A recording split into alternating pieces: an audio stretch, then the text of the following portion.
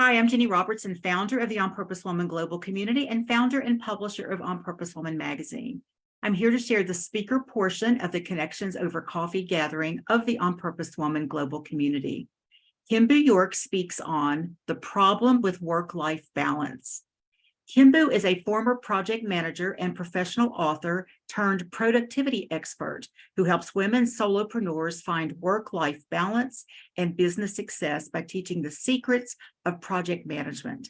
As the task mistress, KimBoo gives women the tools to create holistic productivity in their lives and frees them from the shackles of their calendar. And you can see KimBoo's information in the text. KimBoo, thank you for being with us. So you are on. All right. Well, thank you everybody for showing up for this one. I am actually reporting live from the beach. I'm at St. George Island in Florida for a vacation. Yeah, I know it's awesome. The problem is that there's the sunlight is going in and out of the clouds. So if suddenly I'm cast in dark shadows, that's the sun's fault, not mine. So I appreciate your tolerance on that one. As she said, I am a productivity coaching person at this point. That's what my business is based around, is providing productivity skills and hacks, and specifically using my project management background to help solopreneurs. Because what I've found is that people make the transition either from a corporate style job into running their own business, or they were stay-at-home parents or whatever, and they're coming in and they have a great idea and they know how to do what they want to do, but managing all the elements that go together and running their business quickly becomes overwhelming for them. I've had a lifelong love of project management, even when I didn't know what it was, and I have read so many books on it, and I've just studied it over the years. And then when I got into business, I was in the IT industry, and project management there it was a fun and wild time when I was doing it. I worked mostly with small teams. One of the things that I found, and it continues to this day, is what I call the productivity bro culture. And I thought it was interesting that we talked earlier in this meeting about reclaiming the woo and reclaiming other words that shall not be named. And one of the things that I think that reflects is that oftentimes the experiences of women aren't accounted for in these productivity experts, these productivity books. There is a long history to that. One of the earliest, very quick lit review here, if you're any kind of academic, but one of the earliest productivity books written was written in 1910, actually. And it was written by Arnold Bennett. And he wrote, I love this, How to Live on 24 Hours a Day. You can find free copies of it online. It's a delightful little text. But one of the things that when you look at that book all the way up through the big names like Stephen Covey, First Things First, or Habits of Highly Effective People, or moving on to Atomic Habits, which is a really popular one now, or Charlie Gilkey's first Start Finishing program. It's very focused on the idea that productivity is geared to work, to business. And it's historically been, of course, that the work was done by the man. And there are always exceptions. I'm painting with a really broad brush, but I'm talking about through the history, especially the 19th century, now going into the 21st century, there was a real line drawn between work and life. Work was where the man went to work, and life was the home life, which was traditionally the women's domain, women's work. So you had this work-life balance concept idea, and you'll see that thread through so many productivity advice manuals going back forever. And we can work around it. And I think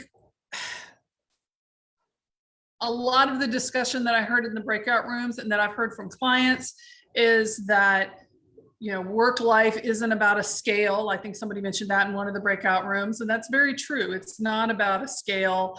It's not about, oh, I spent 20 minutes on work, now 20 minutes on life. But I think you're kind of getting the key to the problem there. Work is life. The world has changed. And so when we talk about work-life balance, we're talking about something that cannot be balanced. You cannot balance work and life because life is everything. Work is a part of life. And if you try to balance that, it's always going to come out unbalanced because those are two things. You cannot balance a subset if you want to get mathy about it.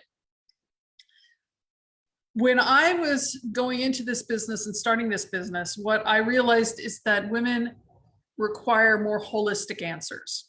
We need something that fits into the bigger picture of our lives than just how to be a better business person, how to be a better marketing person, how to build a stronger, faster, better, more successful business, right? Those are all great things. I'm not against it, but it's only part of the world that we live in and the things that we're doing with our lives. So that's why my goal is to create holistic productivity for my clients. And that is the perspective I bring when I talk about work-life balance. And I do want to remind everybody that this talk is based on an article that will be appearing in the OPW magazine, I think tomorrow, yes, March 1st. I keep forgetting February is a short month. The productivity expert lost track of the days of the month, but yes, so don't have to take notes. Look in the magazine when it comes out. You'll see the points that I'm making here will be hit in that. And so you'll have automatic note taking already done for you. So you don't have to worry about that. Also got something else for you in a little bit that we'll talk about when I get further into the topic. So when the problem is that work-life balance is impossible because you can't balance these two unbalanced things, right? So where do you go from there? I spent many years studying Buddhism, and one of the teachers that I really, really loved was Chögyam Trungpa, who wrote Shambhala, the Sacred Path of the Warrior. I'm sure some of you are familiar with it. And I was looking through some of my notes on it a long time ago, and I realized I'm going to have to read it because I want to get it right, is balance comes from joining practicality to vision. So balance comes from joining practicality to vision. And what this requires is a mindset shift. You're not trying to balance work and life. You're not trying to balance this thing and that thing. What you're trying to balance are the actions that you're taking, the practical steps and the vision that you have. And so one of the things that I want you to think about if you come away, when you come away from this presentation, is what is your vision? What is your goal? So in practical steps, what this looks like is if your goal is to have a successful business, that's your vision. What are the practical steps you can take towards that? If your goal is to be a good parent or a good caretaker to, say, an elderly relative or a child with special needs, what are the practical steps you have to take to achieve that goal? And you can apply this to anything that is a major part of your life, rather than trying to find that elusive balance, right? And it's something that another person mentioned in the breakout room, which is just ties in beautifully, is that there are seasons, shall we say, to everything. There in project management, there's the when things get done, the chart of how when things get done, and there are ups and downs to those. There may be times when you're waiting on something to be delivered, if you're in architecture, for instance, or construction. And so there's kind of a downtime. Things will be going on, but you're not going to be working on that part of the project at that point in time, where you might have time then to invest to something else. And if you're looking at, say, 3 to 4 visions or goals that you have in your life, then you can start weighing them against each other in any given circumstance. It might be that your children's recital that you want to go to and your business you can take a few hours off from your business because you're doing other things. You know, you were doing other things to move that goal forward. You can now do this thing to contribute to your goal and vision of being a supportive parent who is there for their children. You're not taking away from one to feed the other. Even if at that point in time, or if that week, if you know, sick, the whole household gets sick, cars break down, life happens.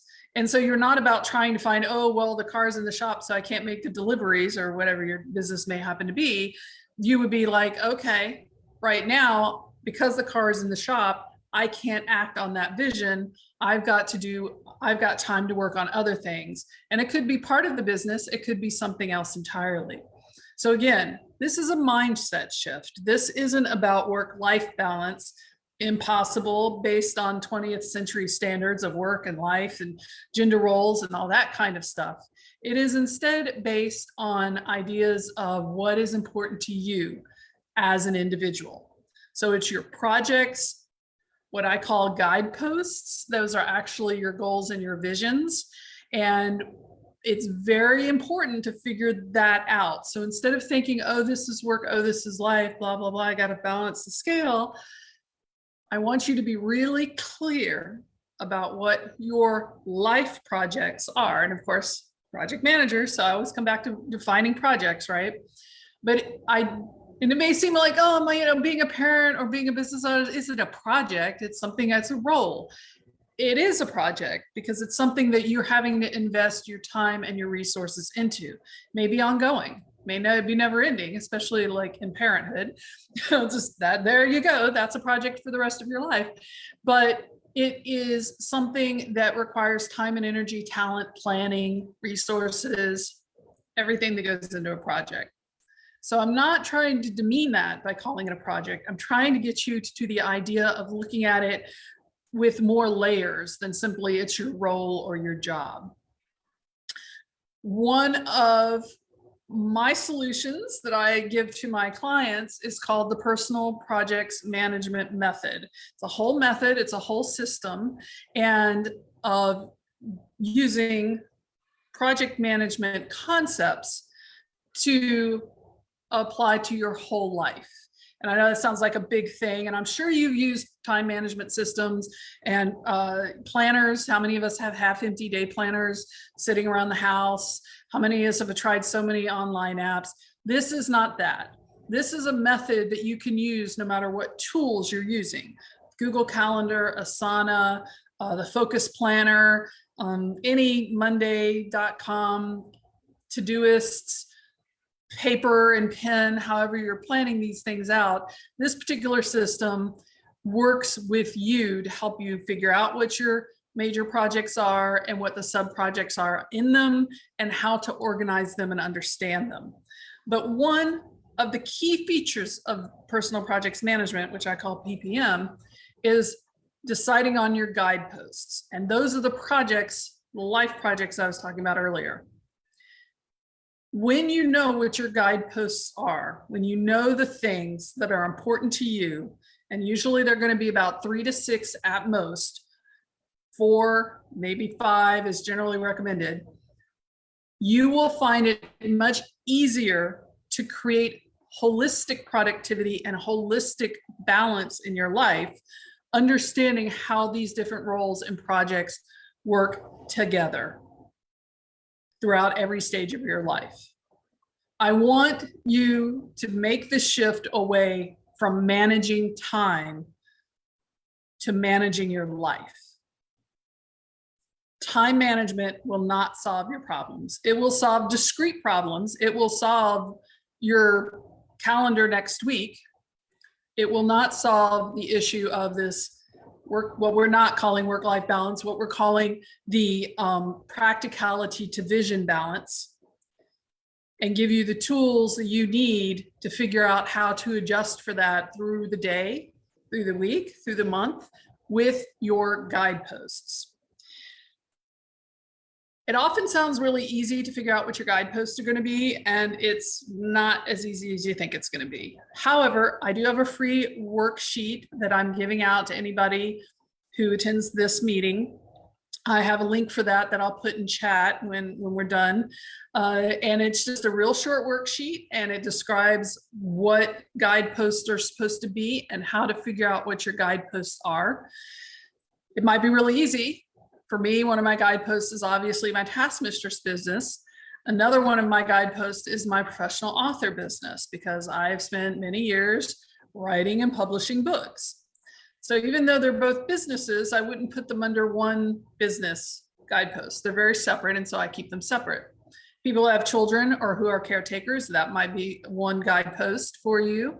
If you have, just drew a blank, but whatever type of project that is important to you, education, that's what I was thinking. If you're going back to school to get a degree, or you're looking to get certified, or you're going through a special extended program to get particular training in a skill set, that would be a guidepost as well, because even though it might be, have a 2-year or a 3-year or even just a 6-month time limit, it's going to be taking up a lot of your time and energy.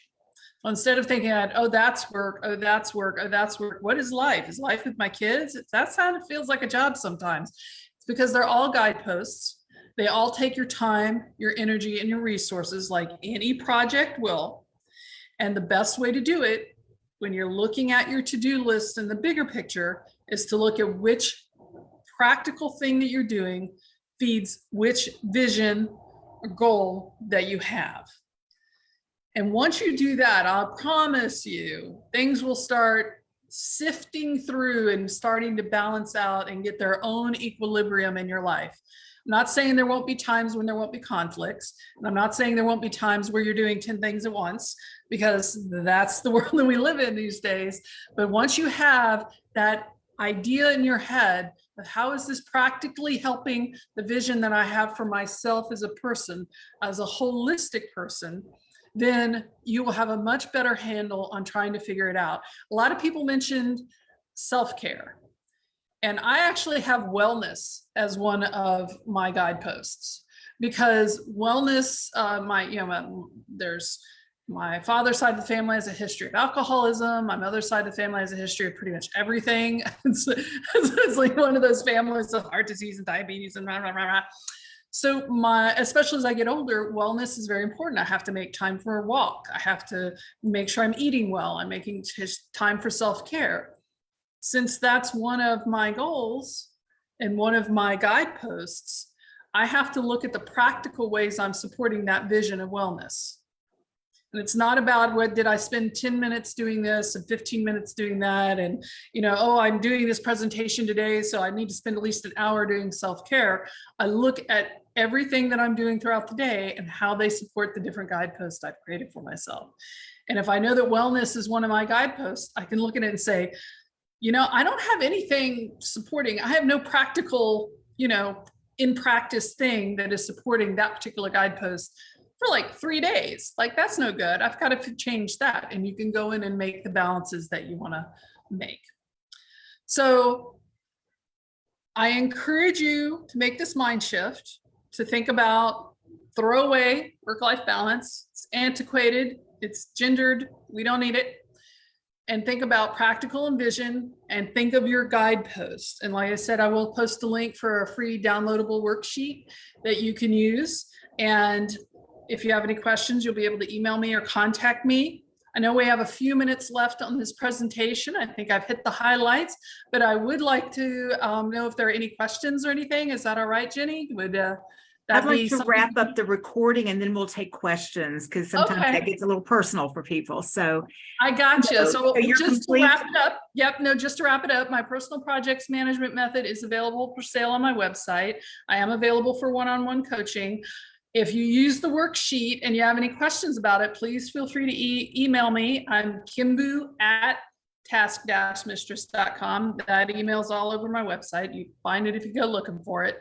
And I really hope that this has helped maybe shift your ideas about work-life balance, trying to do everything, your task list, your to-do lists, all that sort of thing, and giving you a chance to approach it with a fresh eye to a more holistic productivity in your life. That's it. That's all I got for you. I would love for everybody to unmute yourself so we can actually clap out loud and KimBoo can Yes. hear our going like, woo. Spectacular. Thank Great you. job. Thank you. Thank you. Thank Absolutely you. I wonderful. got really excited when I read your blog, and that's why I asked you to speak on it, because that whole idea of practicality, the practical things that lead to my vision just really spoke to me. So we're going to take some questions as soon as we end this Zoom. I want to thank anyone who's watching this either live or the replay. If you'd like to join us for one of our free Zoom gatherings or an in-person in Columbia, Maryland, Richmond, Virginia, or Tallahassee, Florida, comment below and I'll tell you how you can do that. You can also go to our website, www.opwgc.com. Thanks for watching.